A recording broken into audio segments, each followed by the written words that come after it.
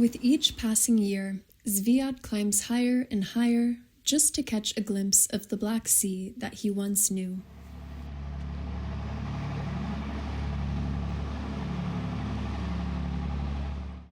Below him, Batumi is multiplying. The city is heading toward a future made of glass, steel, and democratic backsliding.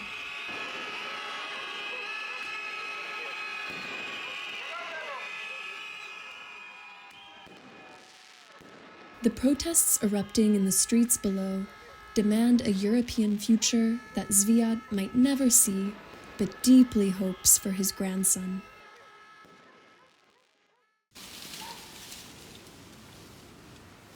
Up here, in the orchard, Zviad remains tied to the same past that the protesters fight against returning to.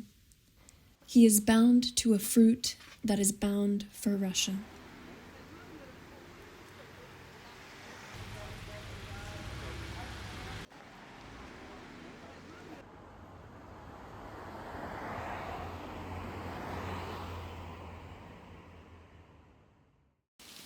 The mandarin harvest arrives each winter, but this source of survival is nearing extinction for many farmers. In 1986, Zviad planted these 130 trees. Back then, this hillside was part of a different world. The Soviet system was absolute, and the market was guaranteed. There was only one buyer.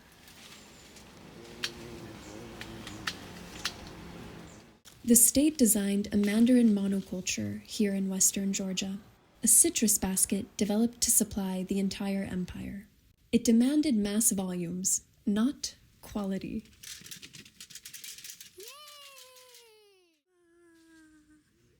This was all part of a larger narrative that the Soviet Union was self-sufficient and could feed itself.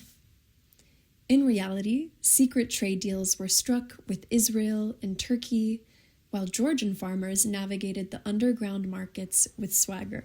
But that's another story. Arrival of mandarins in Moscow and Siberia was a sensationalized event. During their brutal winters, mandarins were an exotic taste of the empire's southern frontier. Demand was incredibly high and the lines very long. Unlike the ancient tradition of winemaking, mandarins became a manufactured tradition. Even today, you'll find a centerpiece of mandarins on nearly every New Year's spread.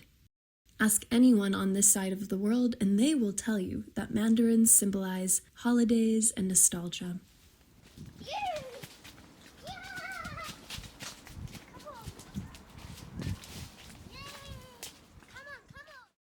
But when the Soviet Union collapsed, the infrastructure evaporated overnight. The single state buyer was gone, and for a moment, the mandarin industry faced a total collapse.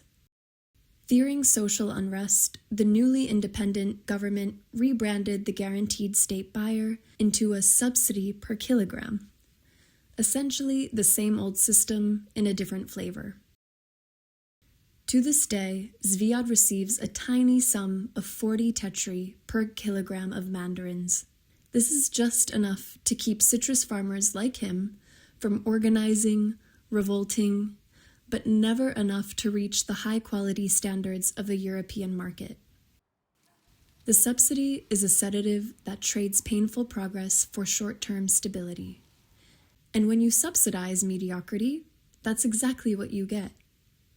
It's a vicious cycle that traps the fruit in a low-quality category that only one buyer will accept.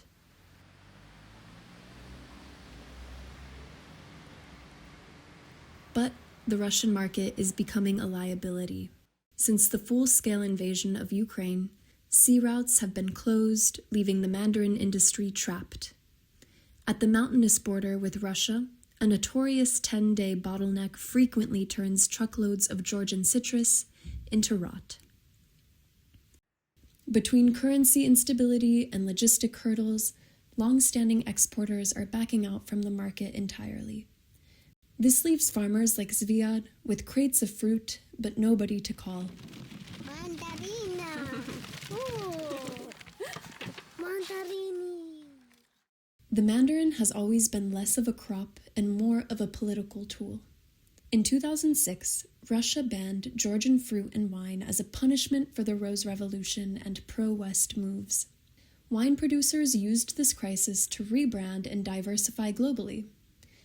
But the mandarin industry waited, stuck in the 7-year embargo.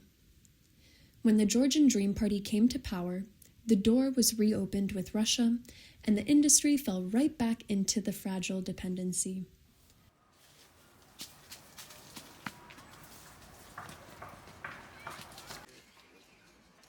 Zviad lives in a limbo. He is subsidized to grow citrus for a volatile Russian market that is increasingly replacing him, all while his own local grocery shelves are dominated by Turkey, located just 20 kilometers away. Turkey is a global export giant.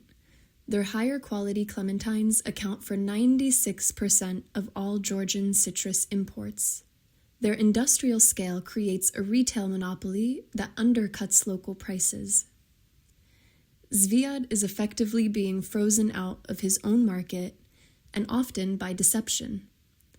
Traders forge documents to pass off Turkish fruit as local because they know customers want Georgian products.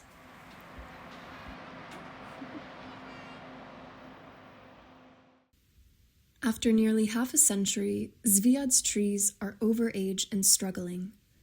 Decades of monocropping have depleted the soil, leaving his mandarins smaller and tarter than the fruit of his youth. Expensive chemical fertilizers are harder to afford with dwindling income.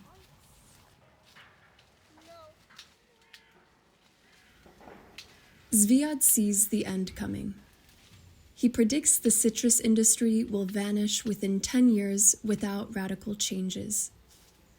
He encourages his grandchild to pursue everything other than the 3-generation orchard.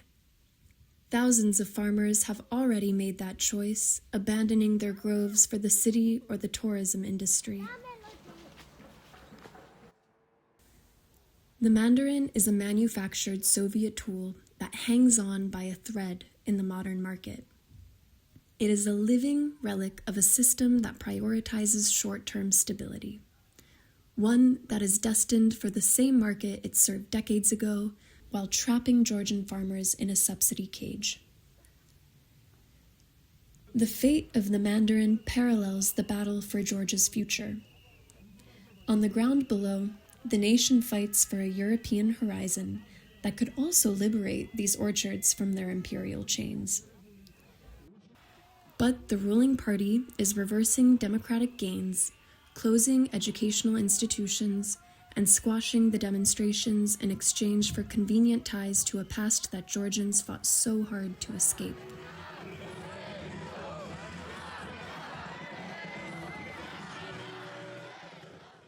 The tragedy of the mandarin is a warning. Just as the fruit is tied to a former empire, Georgia's future is being pulled back into the shade. While thousands of us marched the streets that night, I was left wondering, how much longer can Zviad keep climbing?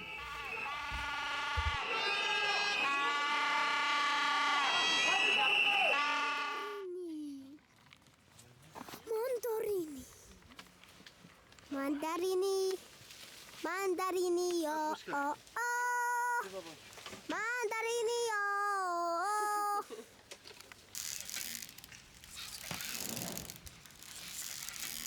Subscribe. Like, subscribe, please. Subscribe. Like and subscribe below. Like and subscribe. Where did you learn that?